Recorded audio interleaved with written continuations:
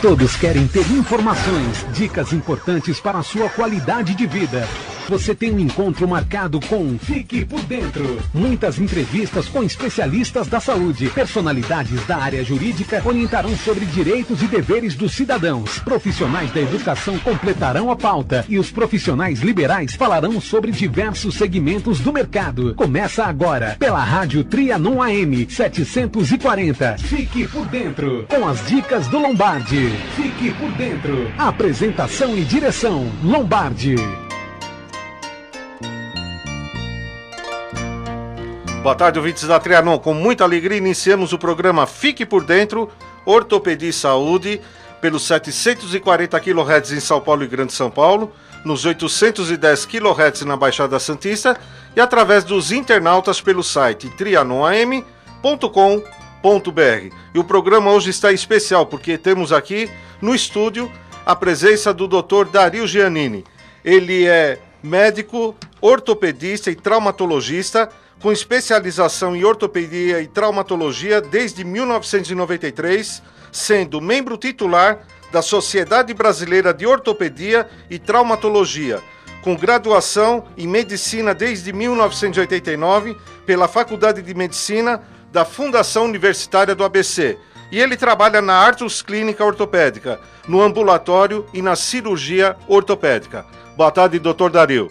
Boa tarde, Lombardi. Boa tarde a todos os ouvintes. Como sempre, é um prazer imenso estar aqui com você. Aguardamos então para ver o que a gente pode esclarecer aos nossos ouvintes para algumas dúvidas que possam estar por aí.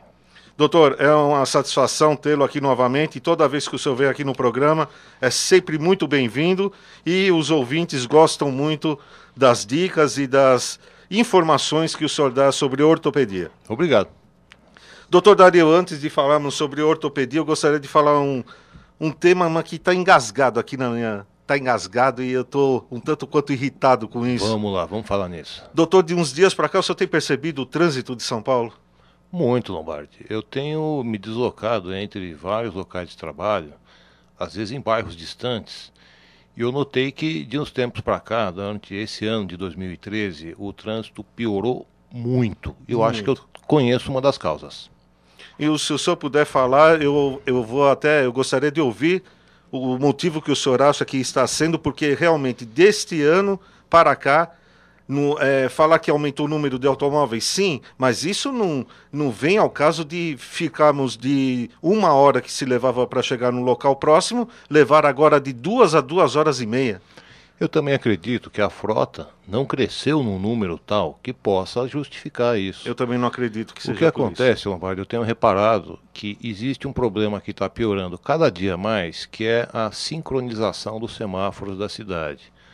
A gente observa que você está parado num semáforo fechado e pode ver na quadra à frente o farol aberto, sem que haja nenhum carro para passar por ele. Quando o farol abre para a gente, antes de chegar no próximo cruzamento, o farol seguinte fecha. E isso retém o trânsito de uma maneira impressionante. E essa desincronização está ficando cada vez pior. Se consegue colocar os semáforos cada vez numa posição em que o trânsito vai ficar pior. Vai haver um momento em que a cidade não vai mais andar. E eu temo que isso aconteça já nos próximos poucos anos. E eu tenho percebido, doutor Dario, que depois que foi inventado aí, que ficou a faixa exclusiva de ônibus, a situação para os motoristas ficaram caóticas. Sim, veja, o ônibus e o transporte coletivo de maneira geral são um recurso necessário no momento em que há pessoas que não podem possuir um automóvel. Mas há outras pessoas que podem possuir um automóvel, que fazem uso dele, porque têm necessidade desse automóvel. O ônibus não consegue levar a pessoa de porta a porta. Ele é um transporte muito mais lento. Ele não permite que a gente transporte alguns objetos. Eu conheço muitas pessoas que levam material de trabalho e esse material tem que ser carregado no porta-mala de um carro. Não dá para levar tudo aquilo dentro de um ônibus. Eu tenho observado também muitas reportagens por aí em que eles estão afirmando que o trajeto do ônibus é mais rápido que o carro. Só que existe um pequeno problema, Lombardi.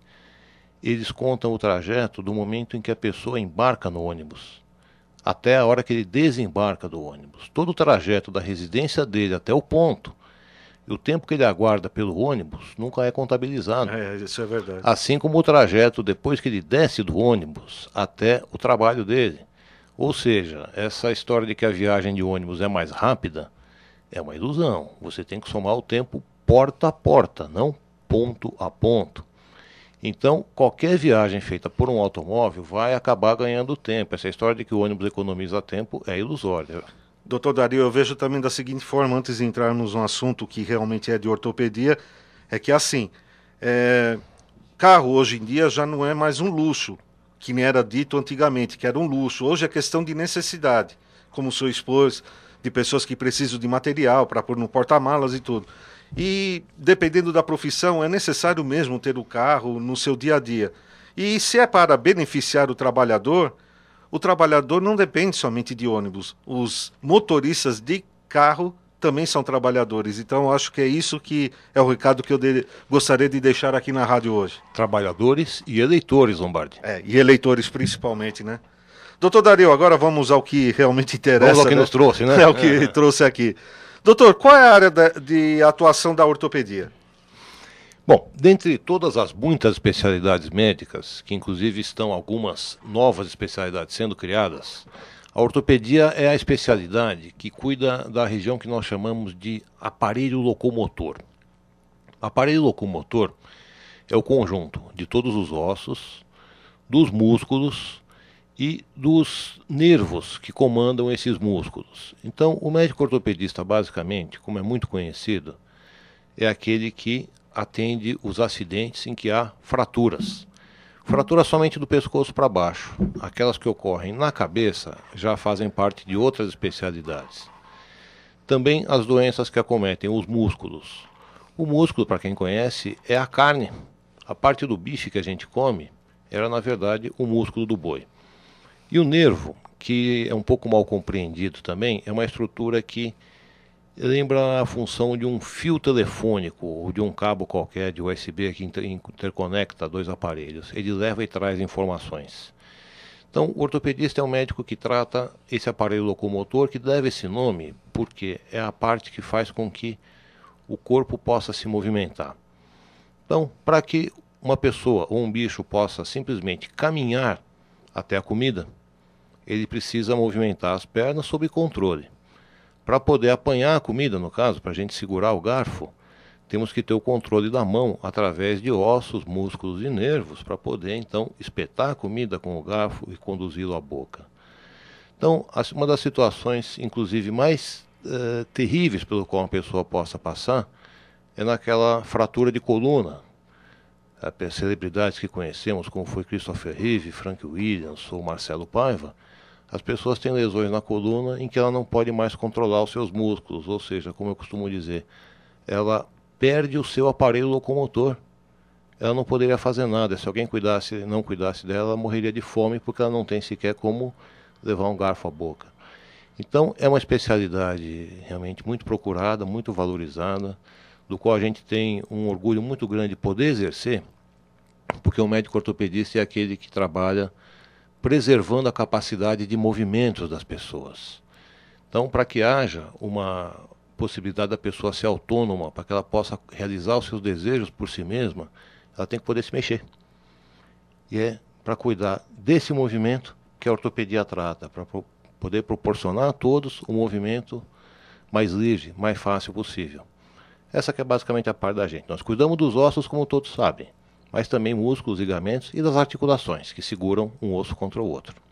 E o que eu acho incrível, né, a necessidade assim, da ortopedia no dia a dia, que se vai a algum hospital público ou privado, na hora do agendamento, na hora das consultas ali, num pronto-socorro mesmo, as pessoas estão esperando por qual especialidade mesmo? Ortopedia, a maioria delas. De 100 pessoas, eu diria que uns 60%, 70% estaria esperando pela ortopedia, não é, doutor? É verdade, porque a demanda de problemas ortopédicos que levam a pessoa a procurar o médico é muito grande. Porque nós temos uma gama muito diversificada de doenças possíveis para tratar dentro da área. Dentro do pronto-socorro, existe, nos hospitais mais bem equipados, sempre o médico ortopedista de plantão, com a função de atender as pessoas que se machucam. A pessoa que tinha tido um acidente maior em que ela quebrou a perna, ou uma coisa pequena, apenas uma torção no tornozelo, são atendidas pelo ortopedista. Então, é um médico que é sempre requisitado a estar no pronto-socorro devido aos acidentes. Em alguns casos de dor muito forte também, relacionados ao aparelho locomotor, ele precisa estar lá. E a ortopedia tem uma área de atuação muito grande também no ambulatório. Ambulatórios são as consultas marcadas. Quando a pessoa telefona previamente para agendar uma hora com o médico, num período em futuro. Aí a gente atende uma gama de casos muito diversos. Diversas dores, incapacidade de movimento que pode acontecer em alguma parte do corpo são tratadas pelo ortopedista no ambulatório. Ou seja, é uma especialidade muito diversificada, Lombardi. A gente é necessário no pronto-socorro, é necessário no ambulatório. A demanda é sempre muito grande. O ortopedista é um dos especialistas mais requisitados, até porque eu já vi alguns médicos discordarem nessa opinião, mas eu costumo dizer que nós, ortopedistas, somos a especialidade que trata o maior número de doenças diferentes numa só área. Eu acredito que sim, até pelo exposto, né, da quantidade de pessoas procurando num pronto-socorro, no hospital, né? Doutor, e por falar em hospital, qual a diferença entre o atendimento em hospital e consultório?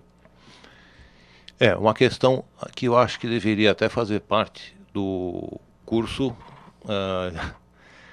primário nas escolas, fazendo parte da orientação para que as pessoas conhecessem essa diferença, porque eu noto que muito poucos conhecem.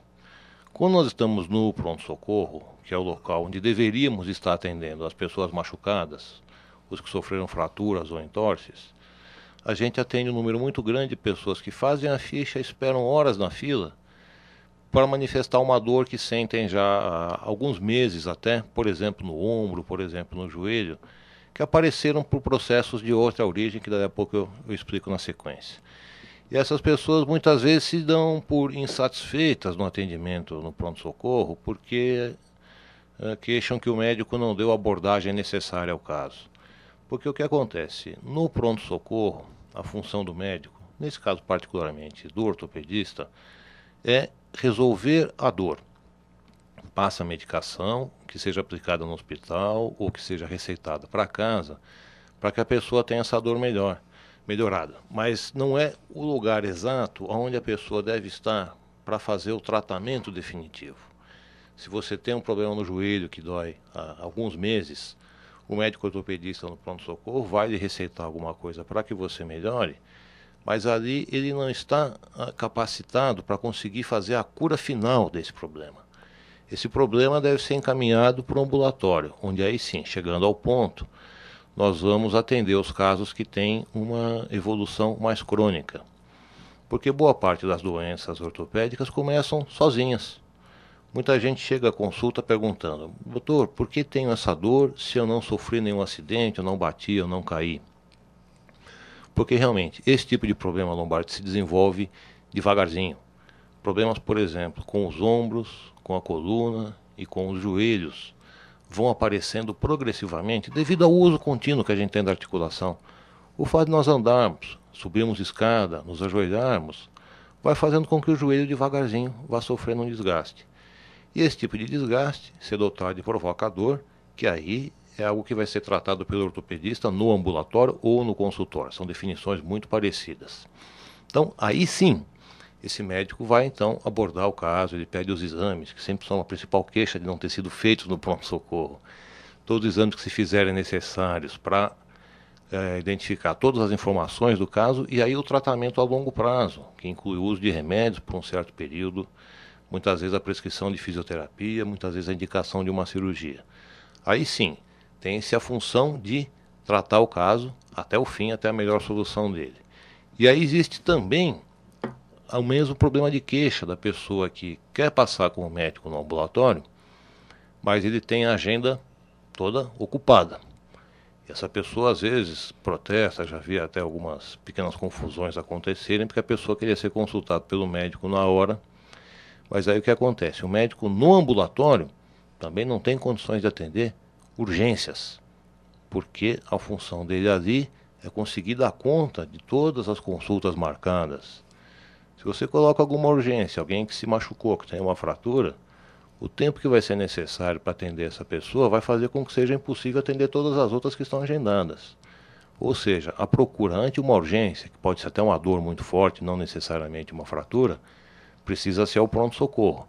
Mesmo que seja o médico com o qual a pessoa está acostumada, é o seu ortopedista há vários anos, dentro do consultório, dentro do ambulatório, ele normalmente não está aparelhado para atender uma urgência. Ele pode não ter o raio-x imediato para identificar uma fratura, ele não tem o material para fazer gesso, se for o caso, e muitas vezes não tem também os remédios que devem ser aplicados na hora para a pessoa, para que possa resolver o problema.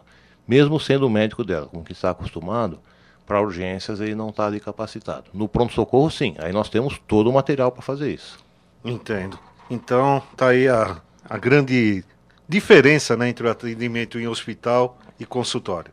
Doutor, qual a importância dos exames auxiliares, particularmente exames radiológicos? É o que a gente comentava, então, há pouco da necessidade dos exames ou não no pronto-socorro.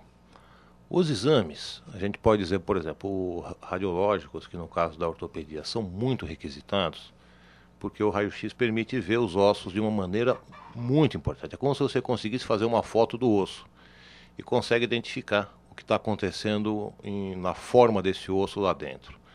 Então, a indicação mais clássica, a pessoa que sofre qualquer tipo de acidente, por exemplo, ela cai de uma escada, bate a perna e chega no hospital com uma dor muito forte na perna.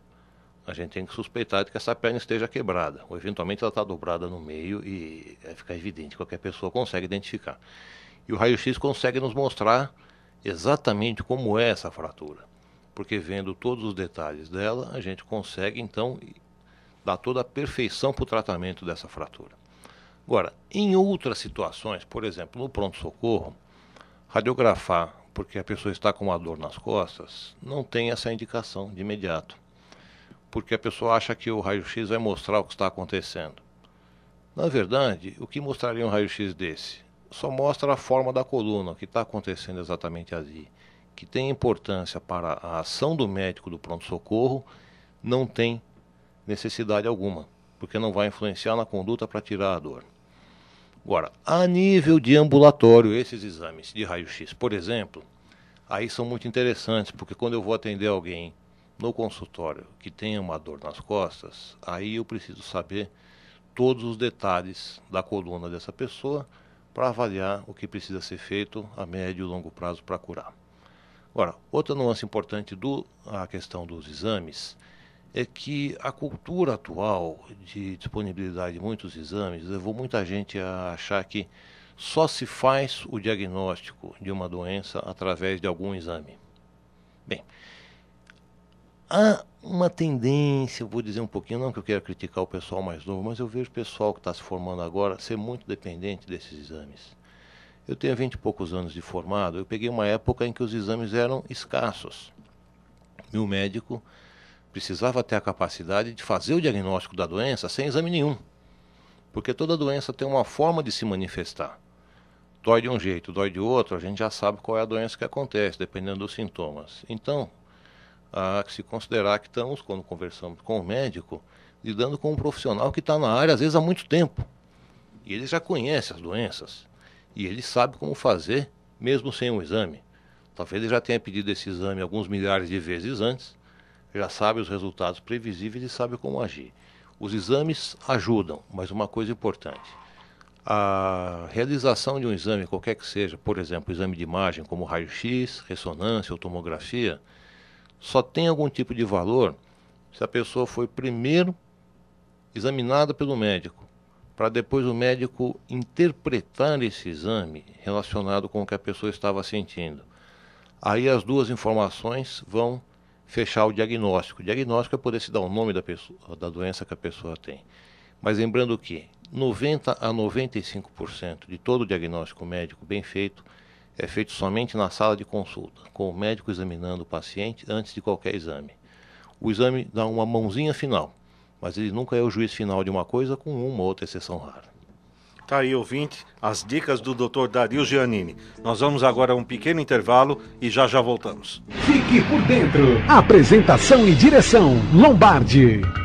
Dr. Fábio Ravalia agradece a sua atenção e convida você a conhecer o Estúdio Artros Clínica, espaço voltado à atividade física na melhor idade e recuperação continuada após fisioterapia. Aulas diferenciadas que promovem o condicionamento físico, respeitando e estimulando as necessidades e aptidões individuais de cada aluno. Aulas personalizadas, personal trainers especializados, fisioterapeutas, aparelhos com tecnologia inovadora, Power Plate, plataforma multivibratória. Venha fazer uma aula experimental. Tudo isso numa sala confortável, climatizada, com iluminação natural e vista panorâmica. Rua Itapeva, número 490, Conjunto 102, São Paulo. Telefone 0 Prestadora 11 3289 8000. Repetindo, 0 Prestadora 11 3289 8000. Fique por dentro. Apresentação e direção Lombardi. Participe da nossa programação através dos telefones 3289-3580 ou 3253-4845 ou acesse trianoam.com.br.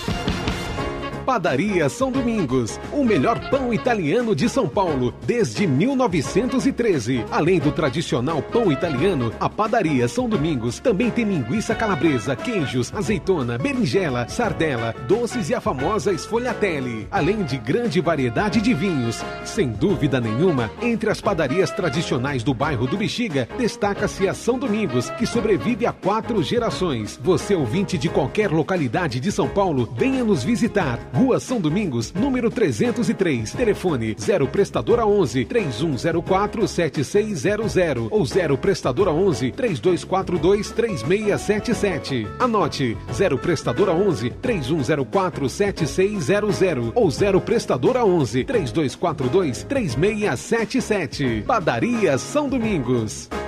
Sintonize Trianon AM 740. Rocha Farma. Somos uma empresa que desde o início nos preocupamos com a qualidade dos produtos que manipulamos, porque sabemos da nossa responsabilidade. Essa é a principal razão de nossa solidez e ótima reputação nos segmentos há mais de 30 anos no mercado. Os produtos e medicamentos da Rocha Farma são formulados de acordo com as necessidades de cada cliente. A manipulação só é realizada a partir da receita médica, com especial atenção de nossos colaboradores quanto aos componentes e quantidades especificados em cada fórmula. Para isso, utilizamos modernos sistemas de equipamentos para garantirmos a qualidade de nossos produtos. Rocha Farma, farmácia de manipulação. Telefone 3284-0090, 3854-6989 e 3266-8178. Visite o site www.rochafarma.com.br.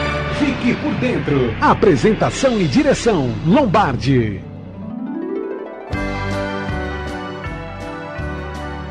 Ei, Cléo, já tá no espírito natalino? Muito bom. Doutor Dario, existe risco de morte ou risco de piora da doença numa pessoa submetida a uma cirurgia? Mito muito frequente, Lombardi. A gente, fazendo especialidade cirúrgica, passa por uma dificuldade grande quando tem que dar a notícia de que é uma cirurgia. Boa parte das pessoas arregala os olhos, fica assustada, pensa até que a gente está brincando.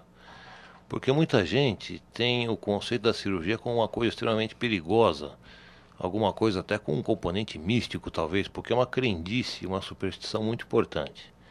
Bem, o que é uma cirurgia? Basicamente é você conseguir um acesso a uma parte de dentro do corpo para conseguir consertar essa parte com um método que remédios e outras terapias não são capazes de resolver. Então vamos dizer, por exemplo, no caso da ortopedia, a pessoa que sofre uma fratura no braço, que o braço fica completamente torto. Antigamente se tentava resolver isso colocando um gesso por cima e a movimentar por fora. Algumas vezes ficava bom, outras não.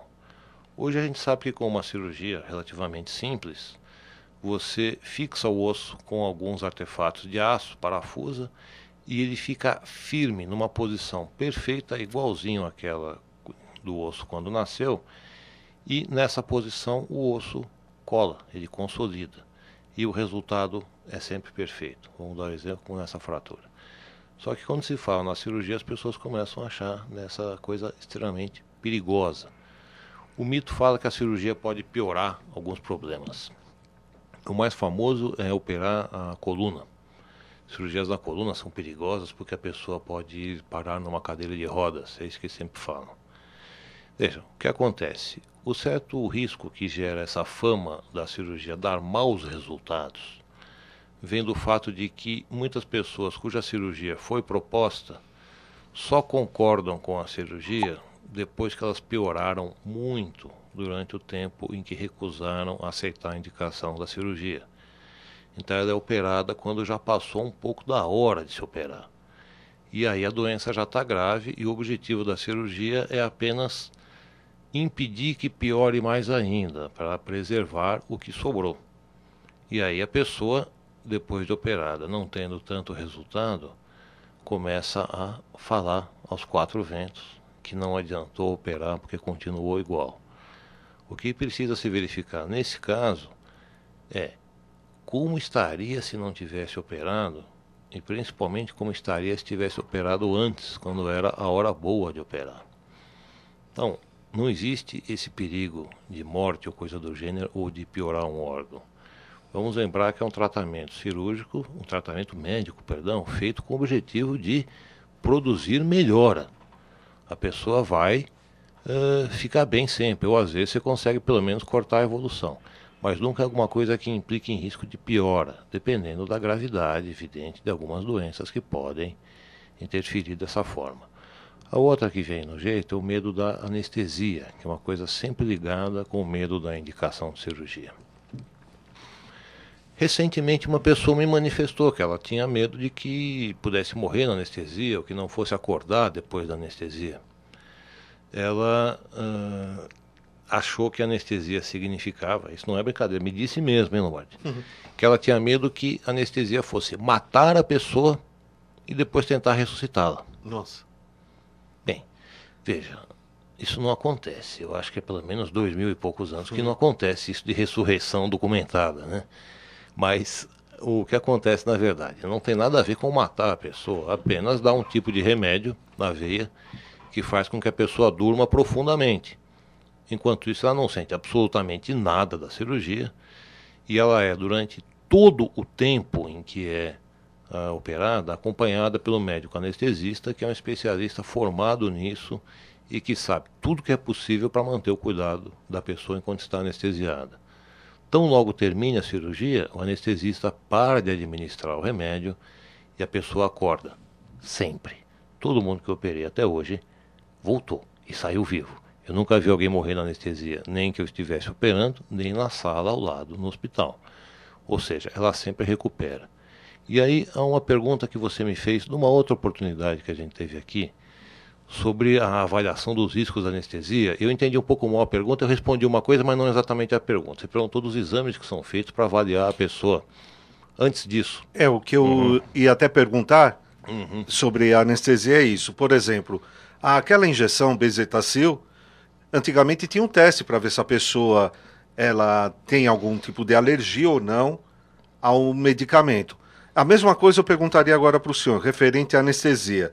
Existe algum tipo de exame feito antes para poder ver se a pessoa teria alguma reação sobre os componentes químicos ou não?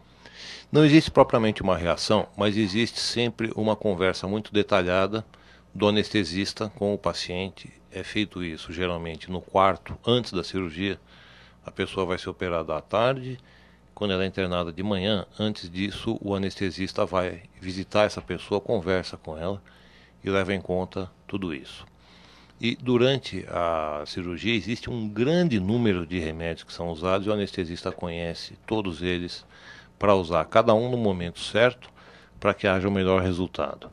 E antes de operar uma pessoa, o médico cirurgião, no caso, por exemplo, quando eu tenho que operar alguém, eu só marco a cirurgia, salvo urgências que impliquem riscos grandes, depois que essa pessoa passa por uma bateria de exames de teste, que ela faz exames do coração e principalmente eu só opero se essa pessoa esteve numa consulta com o cardiologista, portando uma cartinha minha explicando da cirurgia, como vai ser feito, o que vai ser feito. O cardiologista me manda uma carta de retorno e ele me diz: a pessoa está em condições plenas para a cirurgia sem nenhum cuidado, ou então ele diz alguns pequenos cuidados.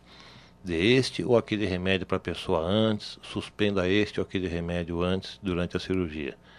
Isso tudo o cirurgião tem conhecimento e principalmente o anestesista também tem conhecimento, porque o anestesista só vai fazer anestesia na pessoa se ele tiver 100% da segurança de que podemos operar sem o menor risco.